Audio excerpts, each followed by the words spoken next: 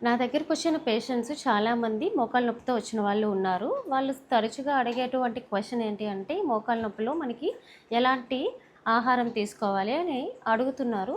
Usually daily మనం తీసుకునేది తీసుకోవచ్చు. ఫుడ్ ద్వారా పూర్తిగా నయం అవ్వదు. బట్ కాకపోతే కొంచెం వాపు తగ్గించడంలో గానీ, అలాగే మనం ఆహారం తీసుకోవడం ద్వారా మన వెయిట్‌ని కంట్రోల్‌లో ఉంచడం ద్వారా గానీ, నీ జాయింట్ మీద ప్రెషర్ తగ్గించే దానికి చాలా ఉపయోగపడుతుంది. మరి అసలు ఎలాంటి ఫుడ్ తీసుకోవాలో ఒకసారి చూద్దాము.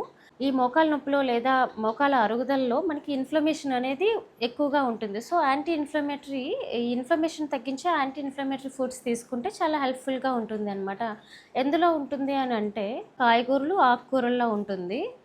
టమాటాలో, తర్వాత బీట్రూట్‌లో బెర్రీస్ ఉంటే బెర్రీస్ తీసుకోండి. ఇవన్నీ కూడా ఇన్‌ఫ్లమేషన్ తగ్గించడంలో మనకి చాలా యూజ్ అవుతుంది. విటమిన్ డి, కాల్షియం కూడా మనకి చాలా అవసరం. నీ జాయింట్ చుట్టూ ఉన్న మజిల్స్ అనేది బలంగా ఉండడానికి ఈ ఫుడ్ అనేది చాలా ఉపయోగపడుతుంది. Vitamin D, calcium rich foods అంటే ఎగ్‌లో ఉంటుంది, పన్నీర్‌లో ఉంటుంది, కర్డ్ ఉంటుంది, రాగి ఉంటుంది. అలాగే మార్నింగ్ సన్‌లైట్ ఒక 15-20 మినిట్స్ మార్నింగ్ సన్‌లైట్‌లో గడపండి. సో, దాని ద్వారా మనకి విటమిన్ డి అనేది ప్రొడ్యూస్ అవుతుంది. అలాగే ప్రోటీన్ రిచ్ ఫుడ్స్ కూడా తీసుకోండి.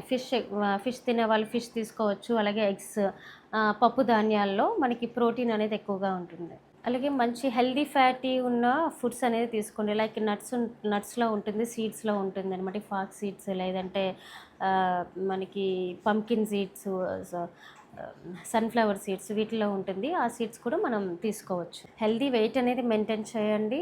అలాగే ఇనఫ్ వాటర్ అనేది 2-3 లీటర్స్ ఆఫ్ వాటర్ అనేది డైలీ తీసుకోండి. సో, ఇవన్నీ కూడా మనకి నీ జాయింట్‌లో ఇన్‌ఫ్లమేషన్ తగ్గించి, కొంచెం వాపు అనేది తగ్గించి, ఎముకలు, కండరాలు బలంగా ఉండి, మన నీ పెయిన్ తగ్గించడంలో చాలా చాలా హెల్ప్‌ఫుల్‌గా ఉంటుంది.